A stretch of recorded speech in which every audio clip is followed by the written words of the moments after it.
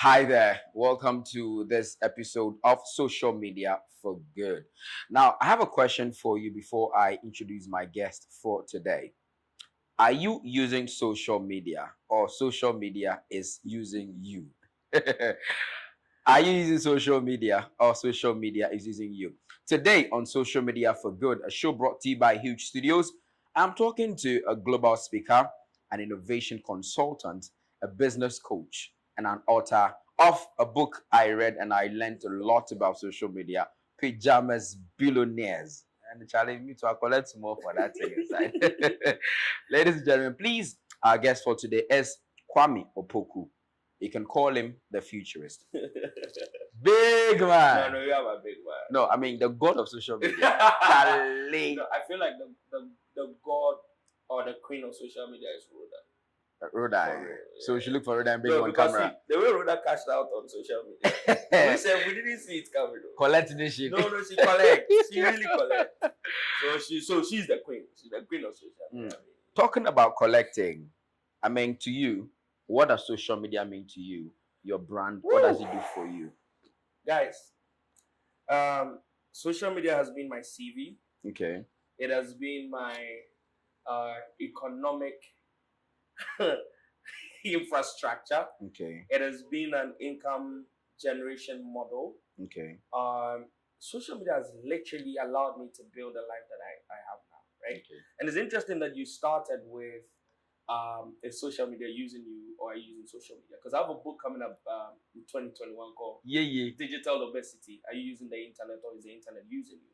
Right. And in that book, I sort of look at what is the utility of the time you're spending online, right? Because you're investing time, you're investing money. You know, the telcos are taking the credit, you're buying and paying for that. But are you just entertaining yourself or are you really making something out of social media? So if you ask me what social media has done for my brand, it's literally my life. You know, I live, breathe, now Facebook and Instagram has decided to verify everything I do on the social media. That anointing is a special anointing. I receive it. I'll do a special service and anoint people so they can get a blue tick, right? First. But for me, it's more the utility of its economic relevance as opposed to its entertainment feature for me. When I started, I was inquisitive. I was one of the people who jumped on social media very, very early, right? I got in 2009. Facebook had come in 2008. I was one of the very first people on Instagram when it had that old, brownish logo and that very mechanical look. I was on Twitter very, very, very early. So when I was jumping in, I was inquisitive. I wanted to know.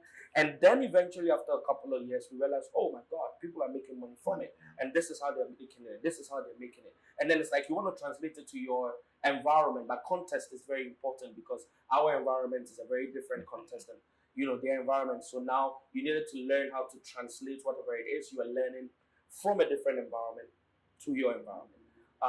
And that's where I think the switch and the change and the impact started coming in.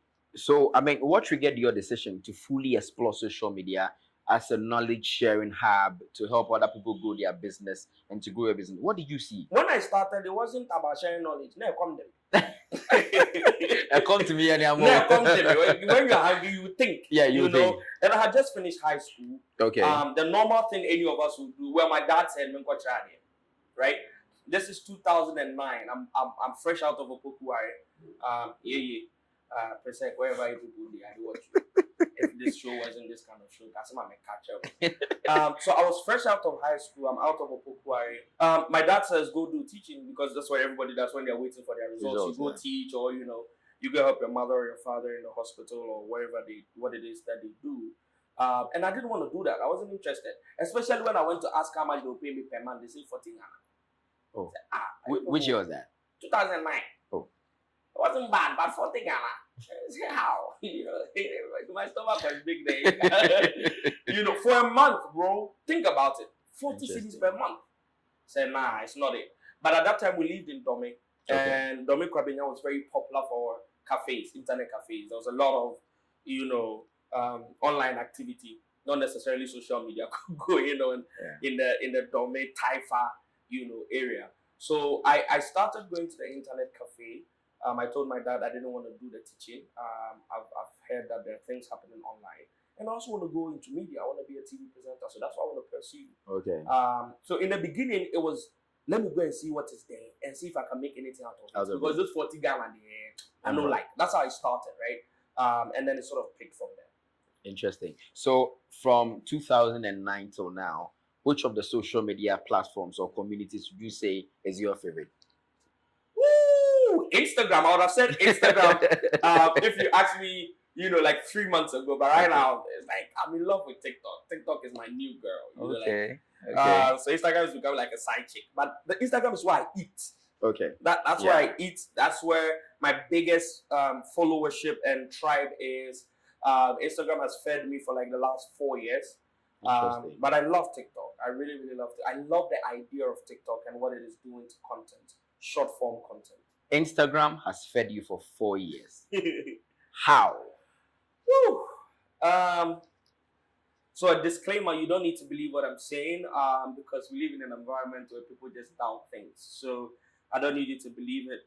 But my pocket and my bank account is my my witness. And the kind of life I get to enjoy is also my witness. So the first ways I started making money on Instagram was to grow pages for people and sell it. So I used to call it Instagram real estate. You know how people can go to like maybe Kaswa and then go and buy land, and then hold the land or build on the land and then give it out.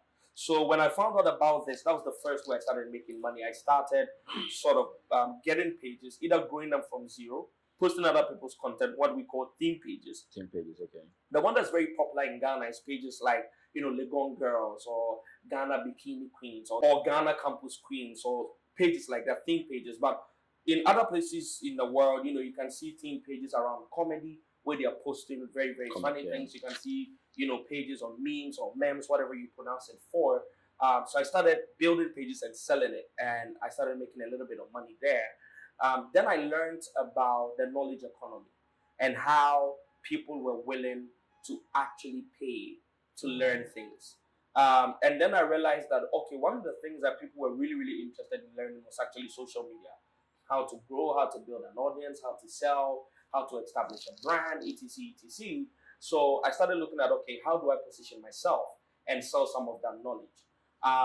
So I polished up a bit, learned from some of the greats. I learned from Gary Vaynerchuk. I learned from Tony Robbins, Dan Graziosi. I learned from Henry. There's another guy, there's a one called Dan Lack. So I really looked at the foreigners and how they were doing it because at that time, not a lot of people were doing it in Ghana. Then I started learning about the Nigerians as well. And some of them were really doing good. So I started picking things. One of the things that I'll put out first to anybody who's watching this is a quote that my god mentor shared with me. Vuzi says that I think how he puts it, I want to frame it right so you do not miss this quote because it will come back to what I'm talking about.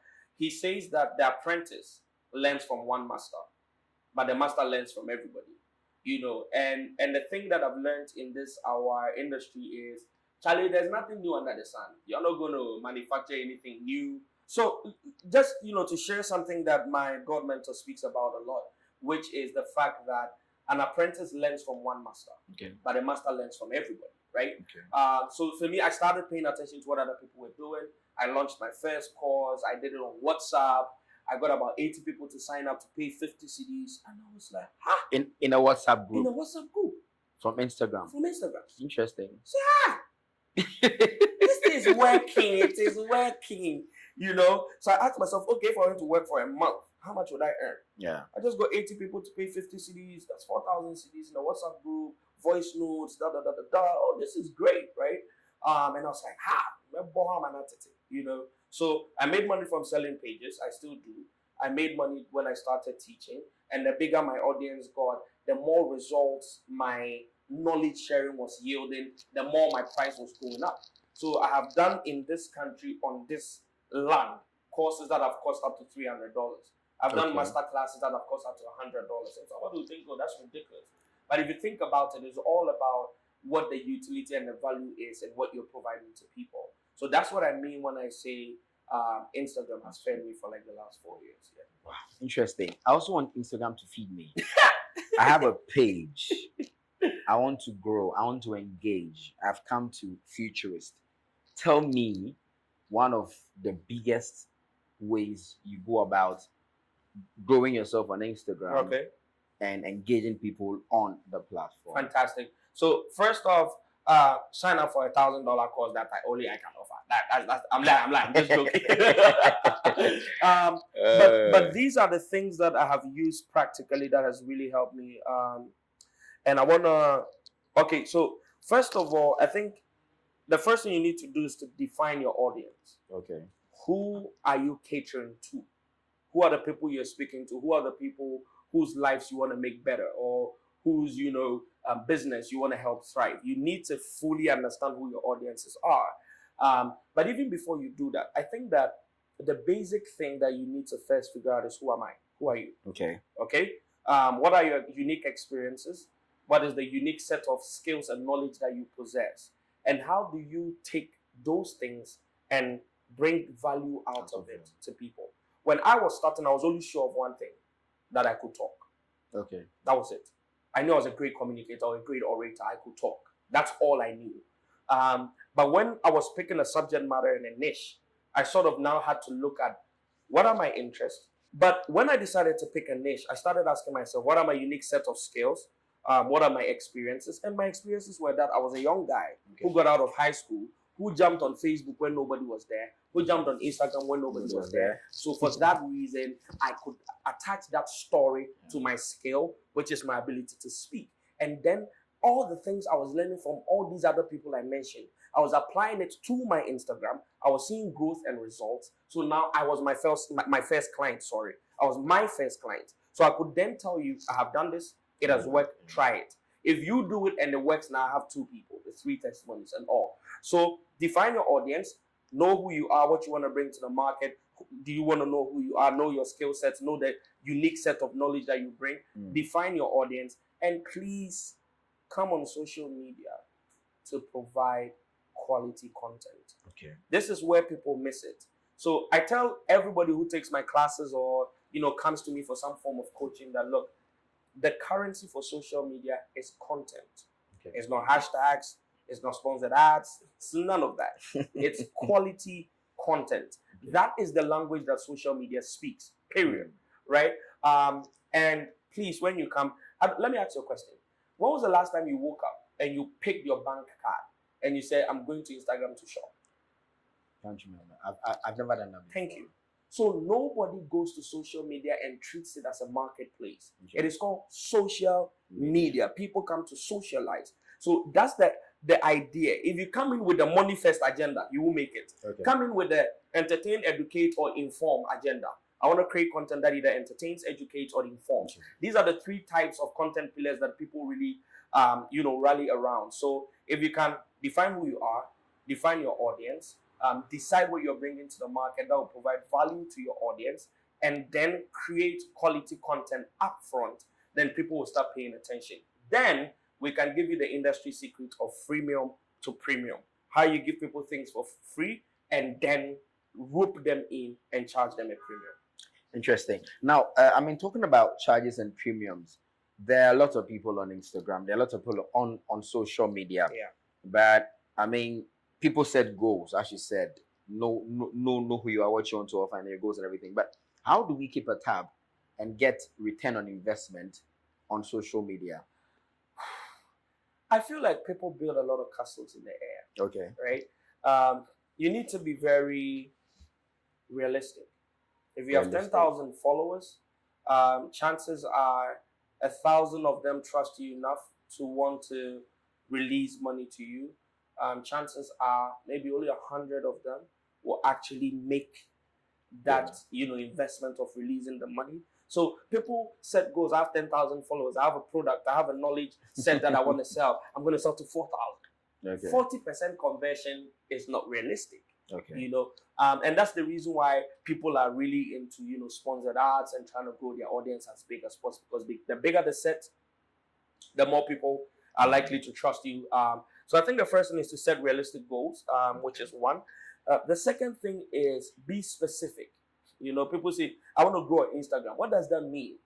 I would rather say I want to grow 4,000 followers in the next 12 months. That's And so specific. specific, that means that if it's 4,000 divided by 12, I need to make, maybe my math is not good, maybe 500 followers a month, specific. Then you go back and you put the work in. And the final thing I would tell people is one thing at a time. One thing. I see people who come into the game. They want to launch a course on Google Ads, then another one on Facebook Ads, and they want to teach cooking, then they want to teach how to do makeup. Oh, God, calm down. You just came, right? So one thing at a time, set realistic goals and be specific will be my answer. Social media has become a bit expensive to run. I mean, if you do the math, the costs minus revenue, looking at ads, promo designs, quality content, as you said. How would you teach people to be effective and efficient with creating content that would help their brands grow? I think that the thing that I would say to people is, first, I wish you came earlier, because social media only becomes expensive after organic reach is dead. For instance, if you're not on TikTok now, you're doing yourself a great disservice, because you don't need to put in a lot of effort to be able to blow on the platform, right? But the reason why it's become expensive is because, my brother, the person who owns Facebook and Instagram is a business for them, and they need to make revenue. So they allow their platform to grow for a period of time with organic reach, where anybody and everybody has the chance to build something for themselves. After that period, they need to cash in, because now we have what we call the maturity of platforms. The platform has matured. It has already achieved a critical mass. Look at Facebook, 2 billion people. That's like what, 30% of the entire population of the world that's on there. So it's matured. It is not now that it needs to prove its business case or entice you to come. It's already proven itself. So the way you manage it is understand effective tools and strategies that allows you to, if you spend $100 worth of time and resources on a platform, how do I bring back $500 or $1,000? And that's where experts like myself come in, to be able to show you that these are the tools. Like, for instance, one little thing that you can ask your next question, a lot of people do sponsored ads. Do you know that one of the most effective ads to actually do is something called Facebook dark post, and people don't even know about it? Do you know that the right way to even do sponsored ads on Instagram is not to click the boost post under your Instagram, but to actually go and download Facebook Advert Manager and go and do it there? So those are the things that experts now come in to help, you know, your business or your efforts and make sure that it yields. But at this point, most of the platforms are matured, so it's going to be expensive. So if the platforms reach their maturity peak, it simply means that anybody who comes on becomes a late comer. And I mean, are there ways to come around or overcome such? Viral loops. Had you been to? Okay. Viral loop. Blew on TikTok. Her name shot all over TikTok. And then she converted that into Instagram, right? So those things happen. When you hit a viral loop, you might be able to get through. But if you're not really prepared, you will lose the hype. Okay. There was a guy, the Ghana Tupac. What was his name? You remember that guy? Yes. Gained over 35,000 followers in like 3 days. It's gone to nothing. So he hit a viral loop. He became a big thing, but there was no structure, no strategy, or nothing around it. So the truth of the matter is, the only way you get around it is that you get lucky and you go viral. If not, you're going to have to put in work and money. That's the only way you go around it now. Interesting. So now, talking about how people come in and they die off. Yeah. What is the thing that makes people come in and they go? I want to believe it's content. It's content. So I'm going to ask you, how do I create consistent content that will keep me on and keep me growing and keep me moving? Very simple. Ask yourself a very simple question. The content that I'm providing, is it entertaining? Okay. Is it informative? Or is it educative? If your content, and I can promise you, and we can put a bet on this any day, any time, if your content educates, entertains, or informs, nobody will sign off you. Okay. So if you use information to gather your people, like someone like me, I give out a lot of knowledge. A lot of the people in my community see me as a knowledge dispenser, right? That's how you see me. Yeah. If all of a sudden I stop doing that, people will start logging off. If they come and now they see me maybe probably trying to do fashion, or That's something called branding consistency. It's like we don't know this language anymore, right? And if you want to switch up your brand or add things to your brand, there are ways you want to go around it. But how do I stay consistent in my content game? The question is, how do I keep on entertaining, informing, or educating? That's just it. And this is the beauty of social media. You don't even need to reinvent the wheel. It's a sea, and people are always dropping. So all you need to know is get the right sources. I tell people that copyright is knowing the right way to copy. Everybody copies. that's a direct translation. Knowing the right way to copy.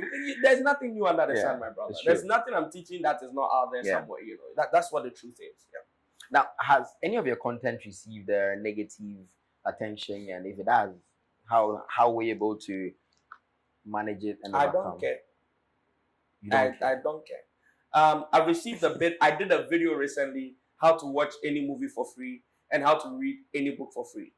Two pieces of content went absolutely viral. One of my most watched content. And I had a few people saying, do you know you are encouraging copyright infringement and encouraging people to steal other people's IP? I hope people steal your books and they steal your... I say, okay. Because out of those 2, 3, 4 negative comments, there were hundreds of people like, oh my God, thank you. Yeah. I've been wanting to read this book. I just found it on that. Oh my God, this movie that I wanted to watch. Because at the end of the day, for me as a brand, it is my audience I am listening to. The person who doesn't feel good about it, they can decide to ignore the tool. Because you are papa righteous. You do not want to touch somebody's intellectual property. So go buy it from Amazon. But there's somebody who does not know how to use a credit card or don't have a credit card. Okay. So if the tool exists, I am just amplifying the message. I've also had a few people who, just hate comment and online bullies. But those people are jokers, Because of social media, anybody can be a keyboard gangster, So I don't really respond to stuff like that, yeah. That sounds quite interesting. Keyboard gangster. Okay. Now, let's talk about the cash. I mean, which is a very important part of the conversation. When did you make your first huge cash on social media, and how's it feeling like? When I touched the Nigerian market. No. Wow. When did I make that's an interesting My ebook made a little bit over 20,000 plus in a week. Okay. Yeah, pajamas billionaire. Yeah. That's what music account.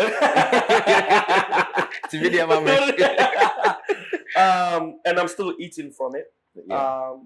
When I tapped into the Nigerian market, I saw my first couple of millions in Naira from Nigeria, which wasn't bad as well. The conversion was around $10,000 plus. But Charlie, there are people making money. This is my numbers. They are not giddy like that too. But yeah, I think my ebook sales have made me some good money. My master classes have made me some good money.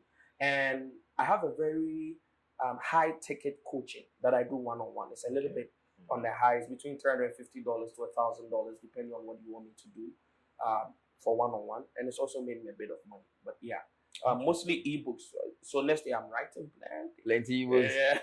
So I mean, if we take away the social media following, if we take away the social media pages, what to be left off Kwame Opoku? Such a brilliant question. And what I've been thinking about with the next level of my brand strategy is to build my audiences also around my own platform. So right now I'm very strong on email marketing.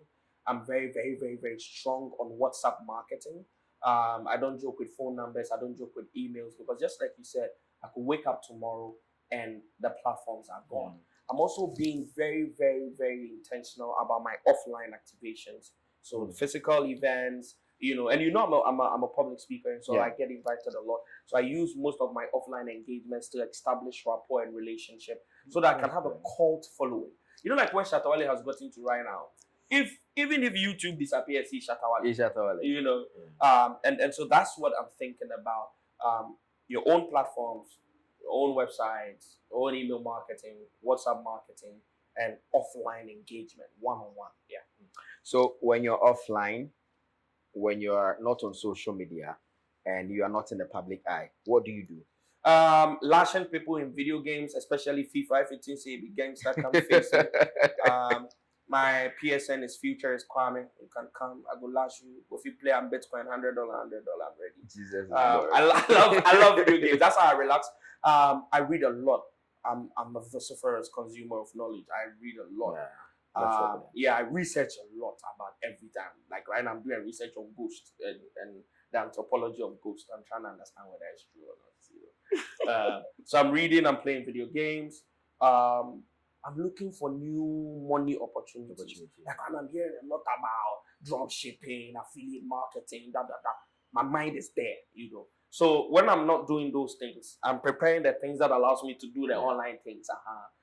Pretty much that. Yeah. Have you ever stayed out from social media for I took a break recently. Didn't you see? I was off for like 6 weeks. But what I did was I took a break from posting content. But you're posting. I was there. I was every day. I was liking pictures and liking everything. pictures and comment. I couldn't stay away.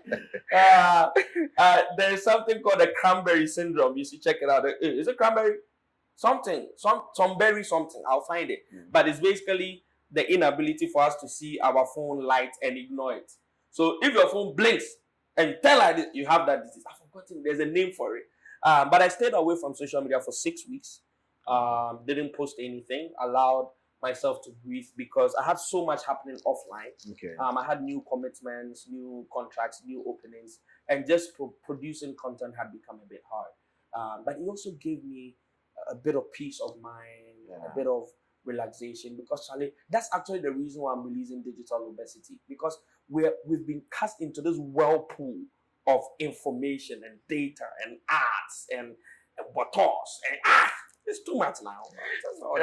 Let me tap into your digital obesity both before you go. Yes. There is something called a FOMO, fear of missing out. Yeah. How did you deal with that fear when you were off social media for that time? Well, because I was on there, I wasn't really going. I didn't delete the apps. I was there, so I've not experienced FOMO, you know. But I can tell you, when my phone goes off, it feels like somebody's dead. It feels like something is happening, like some phone, so nothing. Nobody messaged you. So I think it's psychological, and that's why I'm writing that book. I'm really analyzing the psychological narrative that social media is beginning to program us for.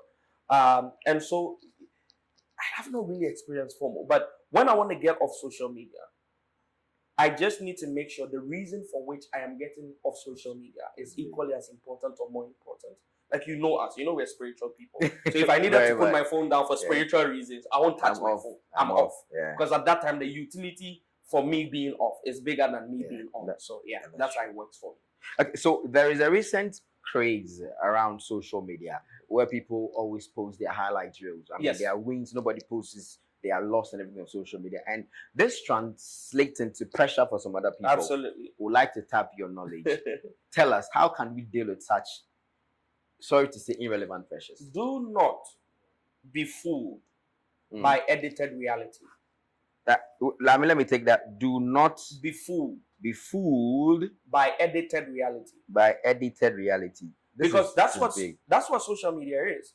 Social media is, I take 1,000 pictures, I look for the one perfect one, and I show that to you. Like you said, none of us. Sometimes when I'm learning, I put it on my stories. Sometimes when I'm researching, I put it. Sometimes when I feel like giving up. A couple of weeks ago, I put it up on my stories. Like today, I feel like giving up. I don't feel like I'm anybody, But not a lot of people are doing that. And the truth of the matter is, you do not know the story behind that car, those slippers, those shoes, those designer clothes. You do not know the story behind it. I think that, to be honest, and I hope I don't get into trouble for it, I feel like a lot of the social pressures are self-inflicted. It is actually just an amplifier of people's individual insecurities and lack of self-confidence. Period. If you are fully aware of self and you're fully confident of gift, skill, and value to the market, somebody's something not going to do anything to you, right? So I love Maybach. It's my favorite car. It's one I want to get. I love it. If I see somebody driving a Maybach today, the reason why I cannot be moved into pressure is because I know that for someone like me, and this is my confidence in myself, and I hope nobody gets offended by it, a Maybach is a matter of when and not a matter of if. I have that self-confidence. So you're not going to buy pressure for me. You are just ahead in the path that we are all working on. So I believe that for a lot of people, if they can get their internal, insecurities dealt with and their self-confidence well established, a lot of these things, they'll look at it, be happy for that person. Because I'm not looking for anybody's trouble. But imagine if you were jealous of Hashman. Are you jealous of him now that he's in jail? I don't think so. I'm sure now your freedom is more important than all the Dubai trips and the private jets. So that's how I think people should process it. Great. So social media has been misused by a lot of people. Yes. And I started by saying, are you using social media or social media is using you? Now, social media has been used by a lot of people for interesting reasons. Yeah. I started by saying that, are you using social media or Yeah. social media using you? Yeah. Now, any word of advice for our friends out there who post things on social media that puts me and you in trouble? How so many? Let me give them three. Okay. First of all, please understand, digital never forgets. Okay. Digital will never forget. Whatever it is you're posting, the fact that you hit the delete button does not mean it's gone anywhere. Yeah. So please put thought into what you're posting, because it can come back to bite you. I don't want to give any examples. I'm going to leave it as that. Recently, well, let me give an example because that's who I am. If you are upset, I don't care. I'm telling you, I don't care. Recently, as part of political propaganda, certain things of John Domelo resurfaced. Certain very innocent things. And they could have hurt him. Even maybe in the elections that, but at the time that he was releasing it, the circumstance and everything made sense for him to put those things out. So digital never forgets. Recently, I asked for my data from Google and Facebook. Every search I've done on my IP that I didn't even hit enter, they have it. Hey, bros, I've started learning cybersecurity and we'll start teaching it. You have no idea what's going on. Every search you have done on your machine that you didn't hit enter, the ones that you typed, there's something called cache, C-A-C-H-E. Google is collecting so much data that immediately you start typing, the system starts recording. So even if you are chatting with me on WhatsApp and you type the message and you know send them, there's a record of it. Jesus is Lord.